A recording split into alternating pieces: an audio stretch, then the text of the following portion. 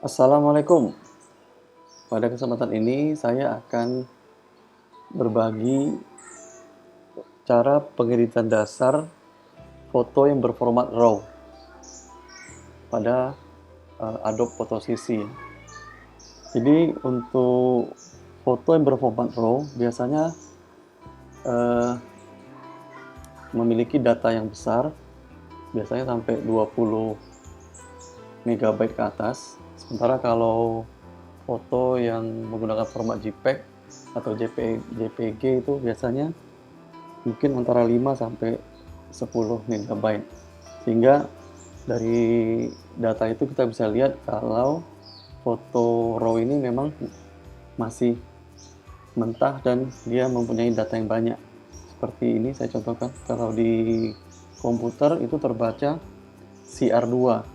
Kita lihat berapa besar filenya ya. Ini kita lihat filenya ini 22 MB. Ini dia. Filenya 22 MB satu foto ya. Jadi fotonya mempunyai file yang besar. Kita langsung saja untuk proses pengeditan. Jadi kita masuk ke panel pengeditan. Bisa kita lihat sekarang di sini. Ini adalah foto yang masih mentah atau RAW. Kemudian kita lihat di sini. Ini foto ini diambil menggunakan kamera 60D ya, menggunakan lensa Tokina 11-16. Focal length-nya 11, kemudian ISO-nya 100, f-nya 7,1, speed-nya 8 second. Kita lihat di sini di panel yang sebelah kanan yang saya gerak-gerakkan ini. Di sini ada temperatur, ada tint atau untuk menentukan warna ungu dan hijau, kemudian exposure, kontras, highlight, shadow. Jadi gimana cara pengeditan dasarnya? Ini saya tidak menyentuh di bagian fotonya, saya hanya menggerakkan panel yang ada di sebelah kanan. Jadi karena ini adalah pengeditan dasar. Biasanya kita mulai dari perbaikan di sini, lens correction. Lens correction ini untuk memperbaiki chromatic aberration pertama.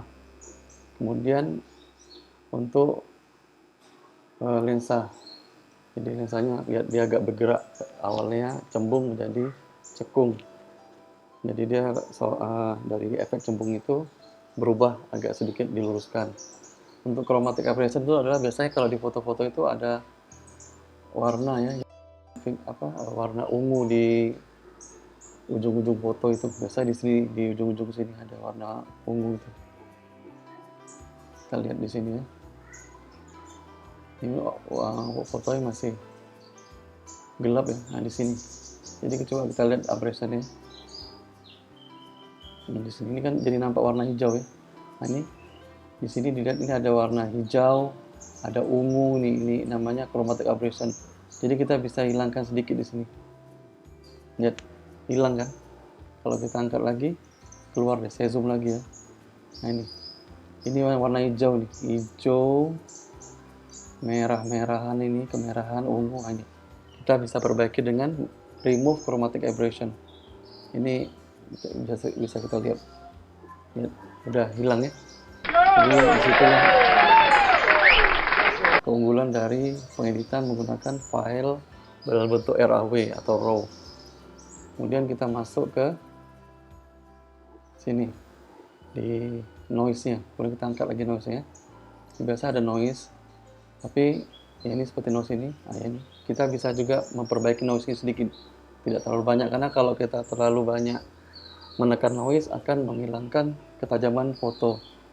Kita turunkan sekitar 27%, kemudian luminance kita turunkan. Ya, lebih noise-nya lebih rata kan. Ini kita ulang, kita buka. Ya, noise-nya kasar kan, sangat kasar. Bintik-bintiknya ini. Sekarang coba kita diulang, naikkan 27% kira-kira. Ya, lebih halus kan, tapi tidak boleh terlalu banyak. Contoh juga bisa sampai 77 ya, sampai noise-nya sampai halus ya. Tapi ini nanti akan mengurangi ketajaman foto. Kira-kira kalau saran saya 20-25% saja. Oke, kita kembali lagi ke pengeditan ya. Oke, sekarang kita masuk ke pengeditan dasar di panel-panel sini saja. Ini posisi temperatur masih tidak saya rubah, kita mulai dari exposure dulu. Exposure kita angkat sekitar segini ya. Kita angkat 1,4. Kemudian kontrasnya kita angkat juga. Kita lihat sini. Sini akhirnya begitu exposure-nya naik, tapi jadi lebih terang. Tentu jadi silau atau over exposure. Kita bisa imbanginya dengan menggunakan highlight. Highlight ini mengurangi cahaya, tapi mengangkat detail dan mengangkat warna. Jadi waktu tadi kita lihat di sini shadow highlight-nya tinggi, exposure-nya tinggi, kita bisa perbaiki dengan highlight, turunkan highlight. Nah, highlight ini bisa menekan cahaya yang berlebih atau over exposure. Kemudian untuk ngangkat di sini, ini kan gelap ini gelap. Nah, kita bisa ngangkat dengan shadow untuk mengangkat bayangan ya. Kira-kira kita angkat berapa? Kita bisa angkat sampai sini, atau kita kira-kira sampai 50% atau 58%. Itu tergantung kita. Ini sebagai contoh aja, dan bisa kita lihat menggunakan file raw ini kita lebih leluasa untuk mengatur warnanya. Kemudian kita mau naikkan putih, bisa juga naikkan ke sini. Gitu. Tapi kan jadi over, jadi kita tak usah naikkan putih. Jadi tiap panel ada fungsinya. Ya, kemudian clarity kita tak usah ganggu juga, kita langsung ke vibrant. Ini ada untuk untuk warna dan saturasi. Kita naikkan vibrantnya sedikit saja, sekitar 25%. Kemudian saturasinya kita naikkan mungkin sekitar 41%. Bisa kita lihat warnanya udah ngangkat ya, warnanya sudah ngangkat.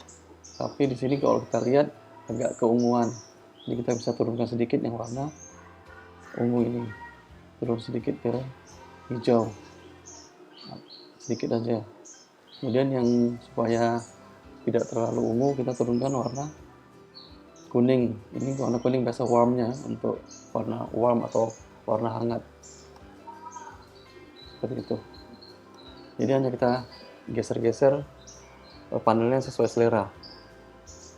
Jadi bisa kita lihat ya, tanpa kita menyentuh di bagian-bagian foto ini dengan mungkin di masking dan lain-lain, tapi kita masih bisa menaikkan warna, highlight atau kontrasnya dari foto awal. Jadi ini hanya pengeditan dasar. Kita lihat before afternya ya. Ya, ini adalah before, ini adalah after. Jadi bisa kita lihat bagaimana proses pengeditan file yang berbentuk raw itu bisa mengangkat warna lebih dari warna aslinya. Makanya untuk foto landscape biasanya disarankan untuk memoto dengan menggunakan file berformat RAW. Saya rasa cukup demikian ya teman-teman ya, untuk pengeditan dasar ini pada file RAW di Photoshop CC pada panel RAW. Semoga bermanfaat. Jika ada pertanyaan, teman-teman bisa komen, mudah-mudahan saya bisa jawab. Jadi ini hanya pengeditan dasar, karena pengeditan yang lebih dari ini masih ada lagi. Itu adalah pengeditan di setiap detail di bagian-bagian yang kita inginkan. Itu nanti udah beda ya. Jadi untuk pengeditan dasar ini seperti ini dulu. Saya rasa cukup demikian ya teman-teman. Assalamualaikum warahmatullahi wabarakatuh.